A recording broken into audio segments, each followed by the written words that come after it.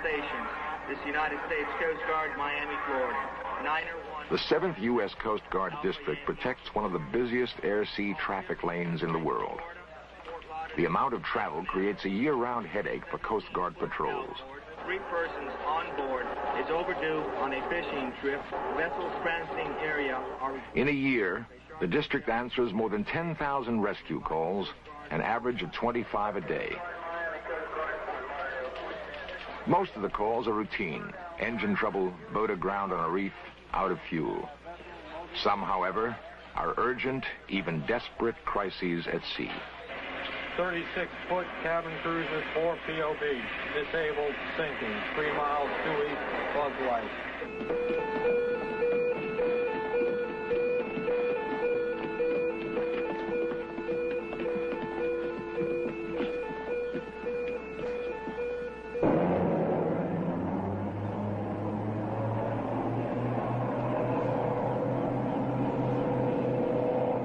Within seconds of a confirmed emergency, veteran Coast Guard rescue crews head for distressed boats.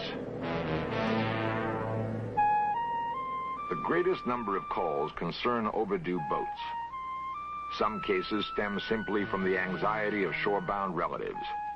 Others are caused by the vast number of inexperienced weekend sailors, long on daring, but short on navigation skills. And then there are the other cases, the disappearances that cannot be explained. They occur most often in a triangle-shaped wedge bounded by Florida, the Bahamas, and the island of Bermuda, the so-called Bermuda Triangle. The search for solution to the Bermuda Triangle mystery has been abandoned by some experts who claim there is no mystery. On a television program underwritten in part by a National Science Foundation, the statement was made that science does not have to investigate the Bermuda Triangle. Each disappearance, the program contended, can be readily explained. The only possibilities not taken into consideration by that statement are the personal stories of individuals who've been involved in strange occurrences. Somewhere in these stories, the clues may exist that will open the way to the final solution of the Bermuda Triangle mystery. A Coast Guard cutter sails for home. It's the same kind of vessel that once carried a young lieutenant named Frank Flynn. We came on watch at just before midnight. Everything was perfect. It was a flat, calm night. The winds were gentle, ceiling and visibility unlimited. Just a perfect night. Frank Flynn was a 20-year career officer in the Coast Guard. He rose to the rank of lieutenant commander before retiring. He has sailed in the Bermuda Triangle many times in his military career. Only once did something mysterious happen. Only once. At about 1:30 in the morning, I glanced by the radar, and a solid green line caught my eye on the radar scope. And called my assistant over, and I said, "What do you think of this?" It was a little surprising, and he says, "It looks like land." I said, "Agree."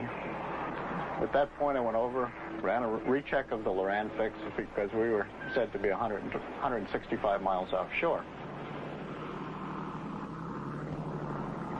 We approached the unknown radar target rather carefully, and it appeared to be just a gray wall. It was very, very surprising. I'd never encountered anything like this.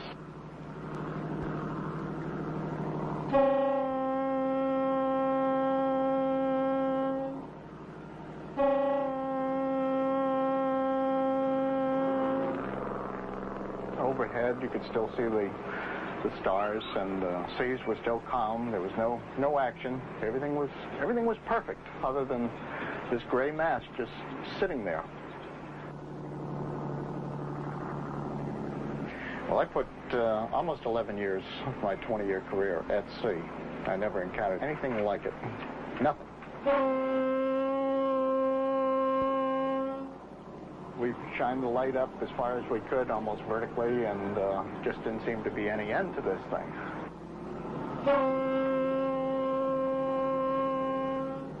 I was on the port wing of the bridge, and looked up at the carbon arc light. I could just barely see a very dull glow.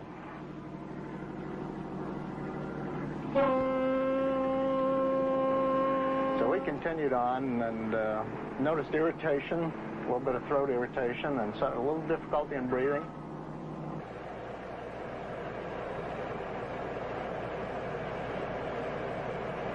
The engine room called indicating they were having a little problems with steam pressure.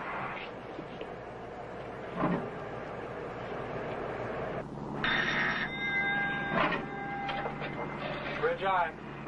This had happened before in clear weather. Possibly it happened at that same time. I don't think so. I think that the two things were related. At that point, the Captain Strouch made a determination that he was getting out of there. 200 shafts are in, sir. Very well. He ordered left full rudder. We were going to go back out. And at that point, we broke through. We were on the other side. We're really not sure what we encountered. I don't think anyone is. Talked to some of the nation's leading oceanographers. They offered no real explanation as to what we might have encountered.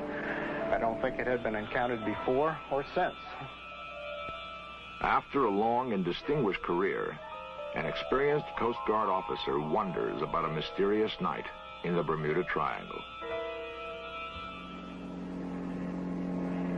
There are pilots who have flown countless times through the Bermuda Triangle and experienced no difficulty. Bob Spielman has flown extensively in the Bermuda Triangle. Nothing unusual has ever threatened him, but a plane he owned was involved in a mysterious event. I loaned the plane to some friends who have flown it extensively, and they flew in the area of Grand Bahama Island on the way to a further destination.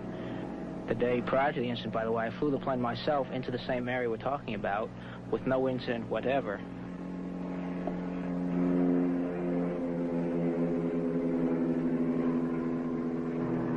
The weather was considered fantastic, the finest flying weather possible, ceiling and visibility unlimited, the kind of weather that any pilot dreams about.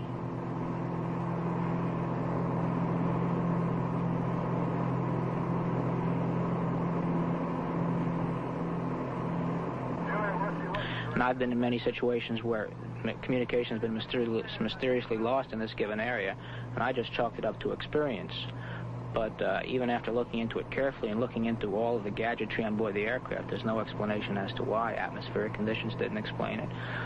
Mechanical failure didn't explain it. It just happened. Tower commanding 41 Julia Whiskey, estimate 5 southeast, walking 12 inbound, over. And they were in radio contact with the Miami radio facility, aviation facility, and suddenly contact was lost, and the plane never arrived at its destination.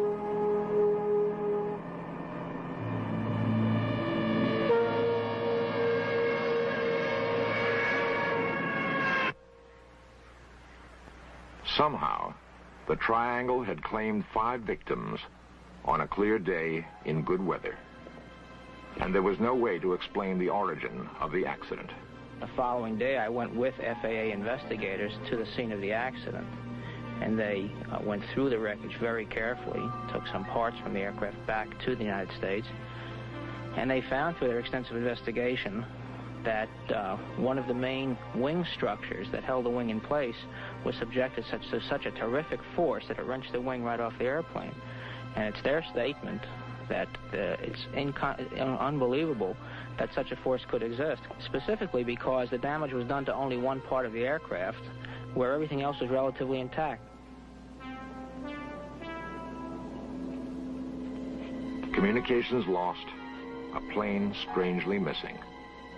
Both stand as consequences of a force that somehow exists. When our search continues, we will seek explanations of the Bermuda Triangle mystery.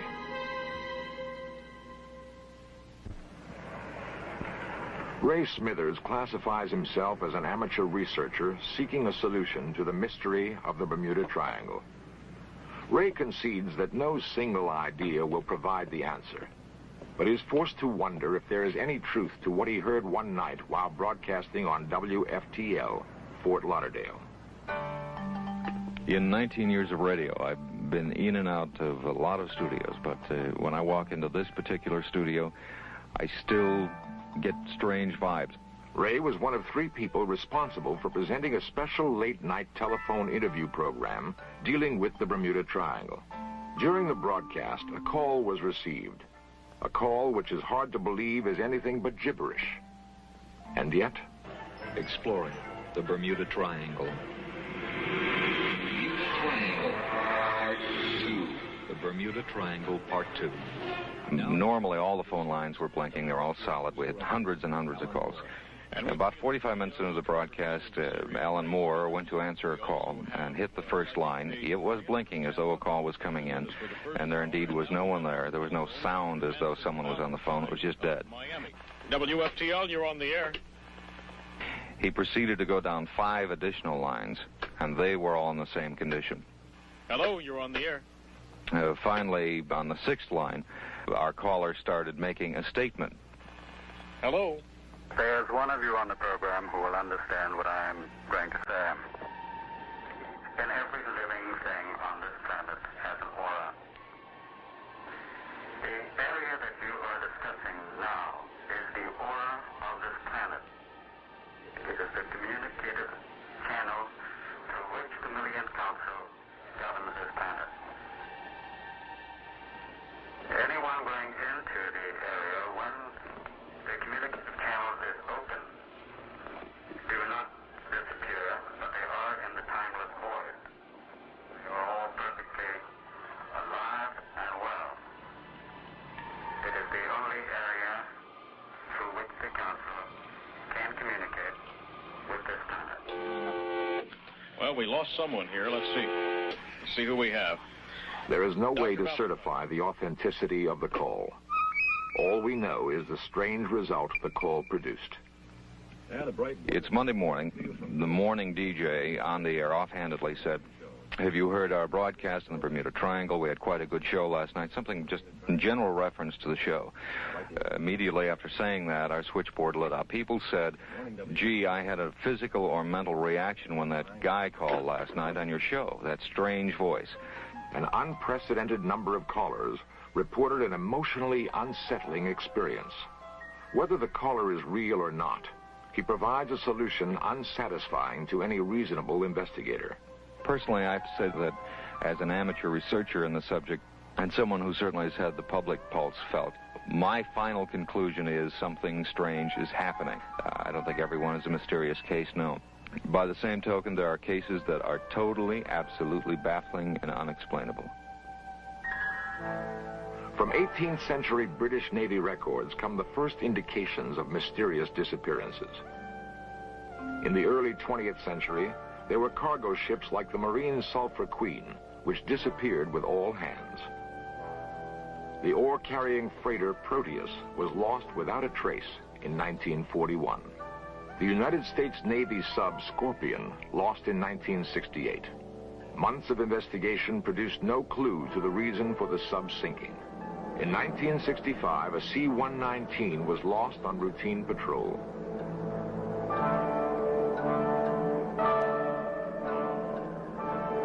And perhaps the best-known disappearance of all, the story of Flight 19, a squadron of Navy planes lost in December of 1945. The squadron had a triangle out east and northeast of us to fly as navigation training. Carlton Hamilton has been deeply involved in commercial and private aviation for 25 years in the area of the Bermuda Triangle. I've had controller jobs at Miami International Tower, operations officer jobs at Miami International Tower, and then chief of Opelika ATC Tower. Hamilton was personally involved in the events leading to the disappearance of Flight 19. I was on duty as an airport traffic control tower operator during that particular flight. We at Miami Tower handled this flight on the initial phase just east of Miami.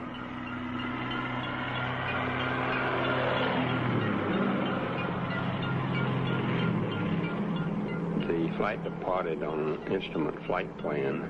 As I recall, the flight went out at 4,000 feet. I believe they were supposed to climb up to 6,000 feet. the weather would be termed generally fair. Both civilian and military control tower operators made contact as the flight departed. Routine instrument flight plan conversation that issues to a flight leader gives the aircraft the authority to fly at a certain altitude or a given altitude, along with the fact that he's going to follow a given course. And generally then the wind, altimeter, and routine things of this nature are issued to a flight of this nature. There was no indication whatsoever that there was anything wrong. And I lost contact with it. It was never heard from again. 5 planes, 14 men lost somewhere. There should have been a trace. During the rescue attempt, the mystery deepened. Subsequently, a search aircraft, as a matter of fact, several search aircraft went out, but one of the PBY aircraft also went down on this search for the fighter-type aircraft. Particularly on the PBY was a just sudden loss of ability to contact the aircraft. It's a finish of a transmission and then no answer. 250 planes and ships discovered no trace of the missing squadron.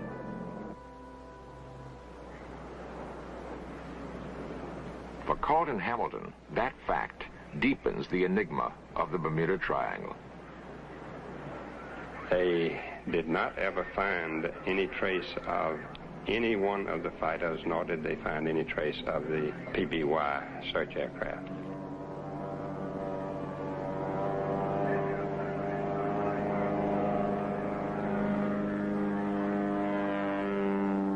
He himself survived what can only be termed still another mystery of the region. I have been on one occasion myself flying with a friend in a twin Beechcraft, and we were just offshore of Miami Beach. And we lost all lights and all navigation in the airplane. In many Bermuda Triangle disappearances, the sequence of events begins with a loss of radar and navigation capability. Just before we landed, all the lights and the navigation equipment come back on in the airplane. And we've never had any explanation for this, never found any explanation for it. But this actually happened. Each of the disappearances that has been cataloged in this program has in common an unexplainable element. Does Carlton Hamilton, a veteran of Bermuda Triangle aviation, believe that there is a mystery involved? Yes, I do. I believe that there is something very definitely within that Devil's Triangle. At low altitudes, I don't think that it extends too high above the surface, but possibly 6 to 8, maybe 10,000 feet, and possibly is being created by something under the surface or at the floor of the ocean, has been my theory of it. Somewhere beneath the Atlantic may lie the solution to the Bermuda Triangle mystery.